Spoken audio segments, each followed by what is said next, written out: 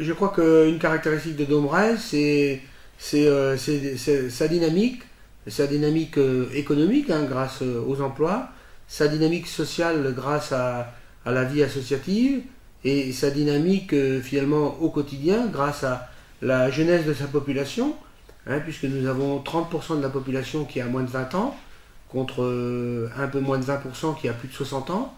Donc une commune où il y a beaucoup d'enfants, ça veut dire que l'école vit bien, et s'il y a beaucoup d'enfants, il y a aussi besoin de beaucoup de services derrière.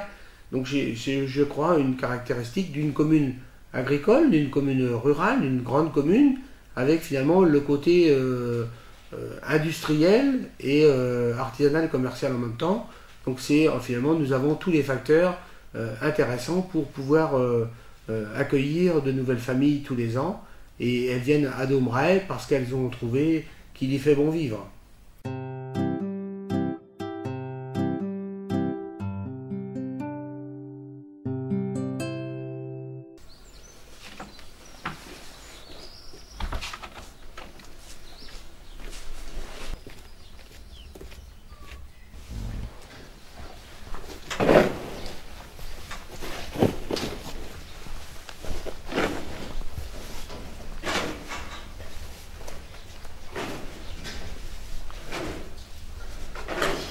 Je suis associé du GAEC La Margotière avec mon frère Thierry.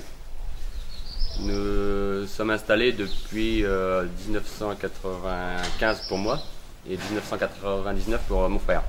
On a repris la suite de l'exploitation de mes parents.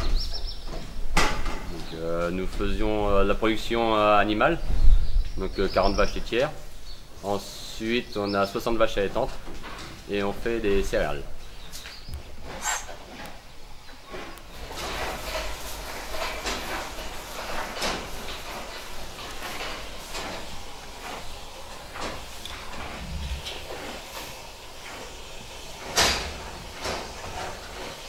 La Rouge des Prés, c'est une race qu'on a dans nos régions depuis le début 1900. Et elle s'adapte très bien à notre climat, parce qu'elle aime bien elle s'adapte bien au temps humide l'hiver et froid qu'au sec l'été. Ce qui nous fait d'une race rustique dans notre région. Et elle est très bonne dans sa qualité bouchère au niveau tendreté, persillé, ce qui en fait une très bonne forme de boucherie.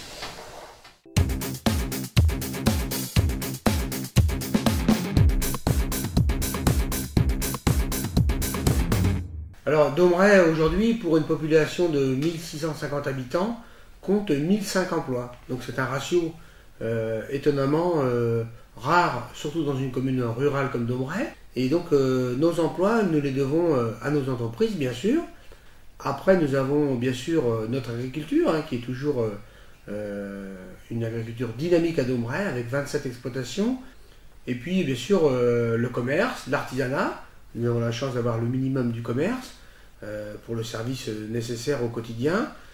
L'artisanat, de nombreux corps de métier existent également. Et puis, le secteur tertiaire, qui est important, hein, puisque déjà, nous avons une quinzaine de personnes salariées sur la commune. Hein, c'est une petite entreprise, maintenant une commune, et puis les écoles, les assurances.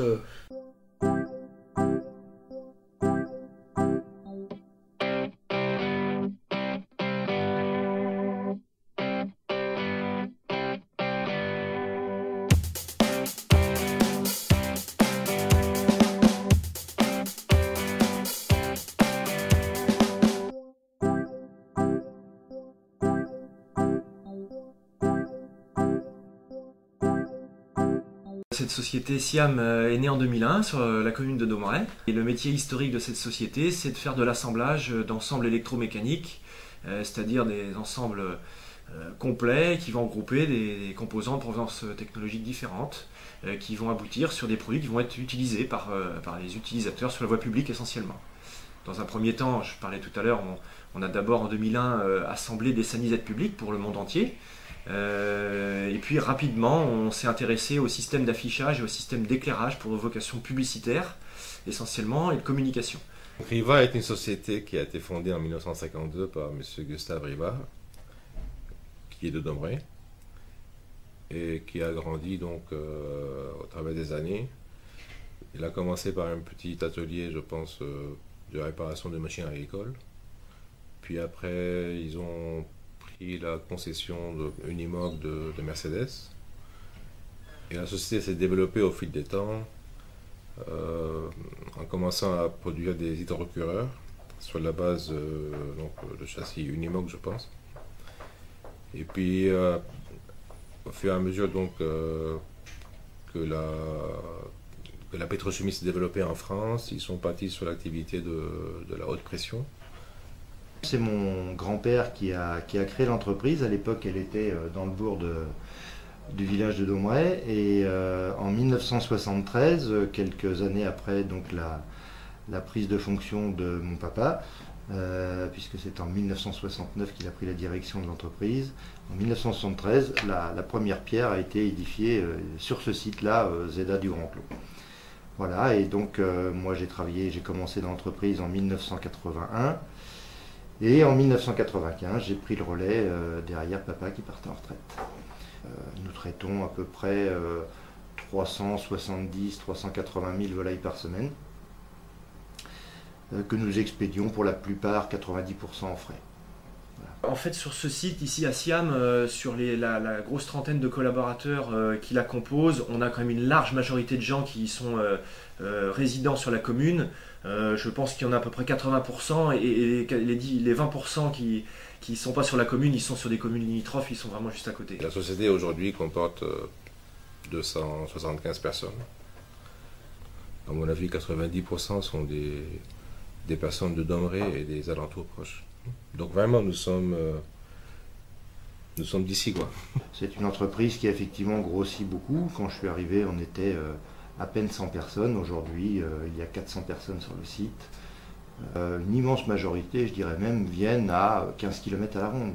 Il y en a quelques-uns qui viennent d'un peu plus loin, mais la plupart viennent vraiment du tissu local. Hein. On est à proximité autoroutière, à 8 km de Durtal, et donc en termes de flux, par rapport à nos approvisionnements, nos livraisons, c'est quand même très intéressant d'être sur cette commune. Et puis le troisième point, c'est que en termes de recrutement, on a des facilités de stabilisation de nos effectifs qui sont assez intéressantes, en tout cas qui sont plus probablement de partenariats de longue haleine plus que sur des métropoles.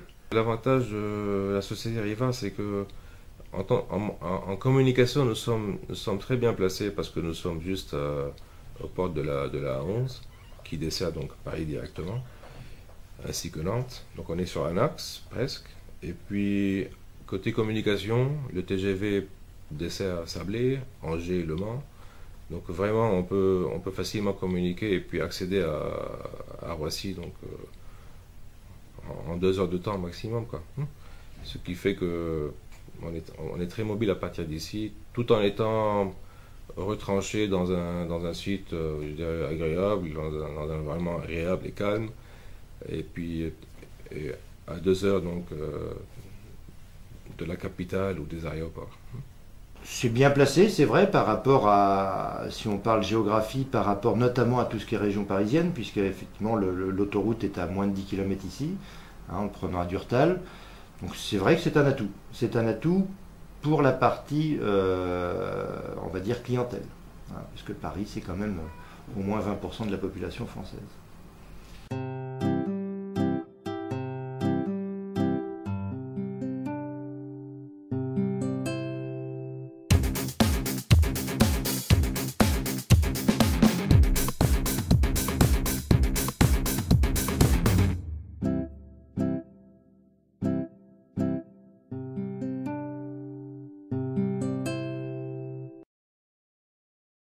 Alors à l'école, nous avons 99 élèves actuellement, répartis en 4 classes. Une classe petite section, moyenne section, grande section CP-C20, après CE1, CE2 et CM1, CM2. Quand on vient au cyberbase, eh bien, on peut travailler le traitement de texte. Donc moi, dès la grande section, ils travaillent le traitement de texte. Alors évidemment, on adapte. Ils travaillent aussi sur Internet. Alors, des petits jeux, on trouve plein de petits jeux de lecture, mathématiques, découverte du monde. Pour les plus grands, on travaille aussi envoyer la messagerie Internet et la prévention contre les risques liés à Internet. À la fin du CM2, les enfants doivent valider leurs compétences du B2I, c'est le brevet informatique. Nous avons à peu près une centaine d'élèves répartis en 4 classes d'à peu près le même nombre d'élèves. Nous essayons de mettre en place et de valoriser le travail bien fait à l'école, de tout ce qui est vivre ensemble, apprendre à vivre avec les différences de chacun et les richesses de chacun. Et nous mettons aussi l'accent sur le fait que chaque enfant est différent, chaque élève est différent, chaque élève a son parcours et on accompagne chaque élève dans son parcours, qu'il soit plus ou moins rapide et plus ou moins facile. Alors nous avons en tant qu'enseignants suivi la formation pour pouvoir aller au centre cyberbase avec les élèves.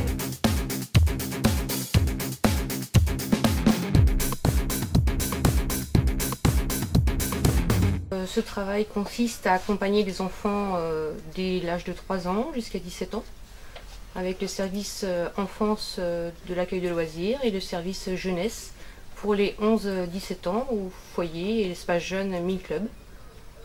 Accompagnement à travers des projets, à travers des accueils les mercredis, les samedis, à travers des activités sportives, culturelles. Centre de loisirs qui fonctionne tous les mercredis, aux petites vacances, l'été également. Sur le site, on se délocalise, on va sur la commune de Morane.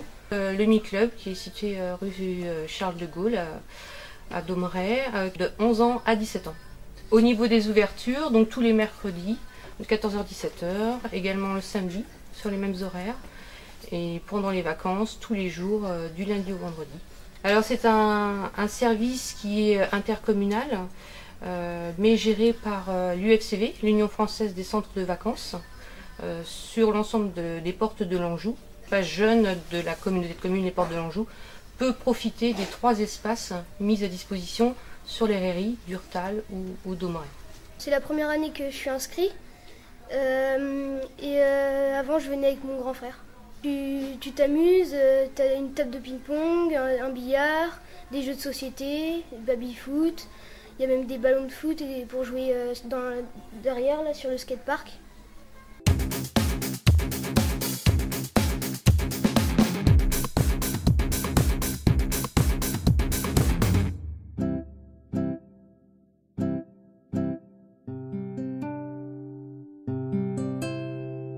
L'association a été créée en mars 1946. Donc à cette époque, l'association a été créée surtout pour rendre des services aux gens. Donc c'est là où on avait acheté la première machine à laver qu'on mettait à disposition des gens de la commune. Au niveau de l'association, donc nous avons du yoga, de la chorale, de la danse enfant, de la gym adulte, de la zumba et aussi du scrapbooking une fois par mois. Et aussi donc on a le cyberbase et une séance cinéma qu'on propose aux gens tous les 2 mois. Et 220 adhérents par an. De 3 ans et demi jusqu'à même 81 ans. Nous avons le vide-grenier qu'on organise au mois de novembre. Vide-grenier spécial jouets puériculture. Donc là, c'est vrai que beaucoup de familles sont intéressées. Cette année, nous avons dû prendre 2 salles. Parce que vu la conjoncture actuelle, les gens sont très touchés par cette manifestation. Et nous participons aussi au Téléthon avec l'art floral, la chorale avec un concert. Et aussi, nous avons aussi fait une Zumba party. Nous avons un tarif qui est accessible à tous. Nous essayons au maximum de baisser nos tarifs et faire des prix préférentiels aussi quand la personne fait plusieurs activités.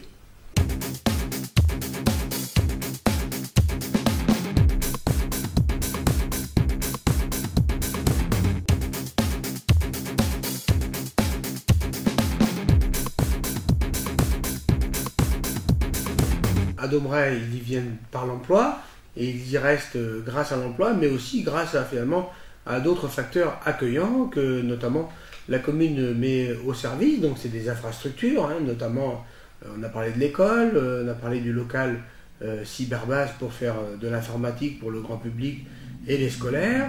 Nous avons parlé de la salle de sport, de la salle du Mi-Club pour les enfants, le centre de loisirs sans hébergement, mais aussi de nombreuses salles qui sont mises à disposition aux associations, associations très riches à Dombray, puisque nous avons plus de 20 associations qui travaillent dans tous les domaines, grâce à tous ces bénévoles qui donnent sans compter leur temps, du domaine culturel, donc c'est des concerts, des expositions, à la dynamique sportive, bien sûr, nous avons pratiquement tous les sports, de nombreux sports à Dombray, le football, la pétanque, le basket, le tir à l'arc, la danse, et puis aussi d'autres associations dans le domaine des services, les services à la personne, comme l'ADMR, le domaine des loisirs, les comités des fêtes, sur Dombray, Le Porage, Saint-Germain, bien sûr, sans oublier une activité importante à Dombray, qui est le théâtre de Rouget le Braconnier, qui donc donne l'histoire de Rouget depuis 1971 maintenant. Donc nous avons clôturé la saison avec 43 années passées en jouant la même pièce, la pièce de Jules Davy, écrite par lui en octobre 70, et qui totalisait aujourd'hui, le 2 mars 2013, plus de 115 000 spectateurs depuis 43 ans. C'est ici que nous allons conter la célèbre histoire du grand Rouget. Il est jeune et il est ardent, mais il n'aime pas la fille marchande. Deuxièmement, tu chasses sur la propriété de monsieur Lemoteux, le conseiller général, et c'est une propriété privée. Troisièmement, tu as déjà été pris sur le fait et condamné il y a 2 ans, si j'ai bonne mémoire. Rouget, qu'on appelle maintenant Rouget le Braconnier, c'était un braconnier du 19e siècle. Il a vécu autour de 1850. C'était un pauvre bougre, en fait. Mais l'histoire en a fait un héros, et à Dombray, on le vénère comme un héros. Donc, il était dans une famille très très pauvre, et comme son père et comme beaucoup de ses copains, eh bien, il braconnait. Il braconnait. Et un beau jour, il s'est fait prendre en délit de braconnage. Alors, la pièce, elle a été écrite par mon père, qui était directeur de l'école en 1970. Il a réécrit une pièce sur Rouget.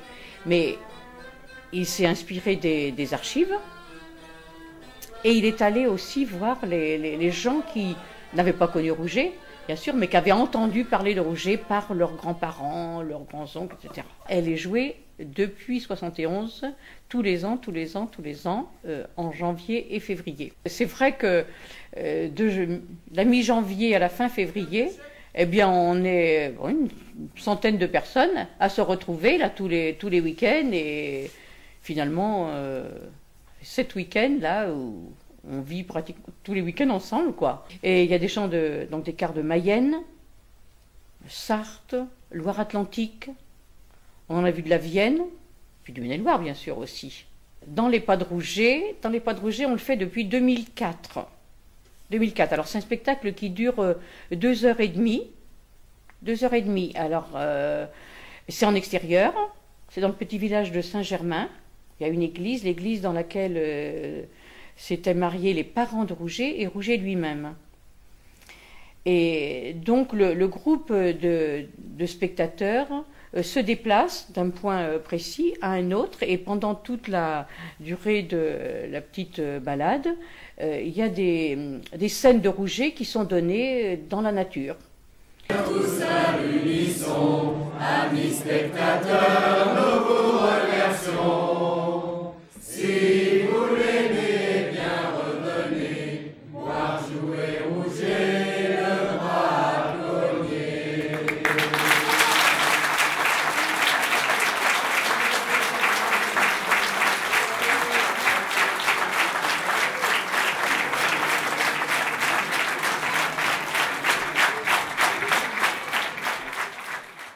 Seguin Michel.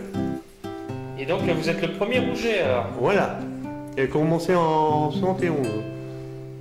J'ai terminé en 2005. Ah, il fait très bon vivre à Domeray, d'ailleurs, ça se voit, parce que même aujourd'hui où il n'y a pas trop de soleil, vous voyez, nous avons tous le grand sourire, et donc effectivement il fait bon vivre à Domeray.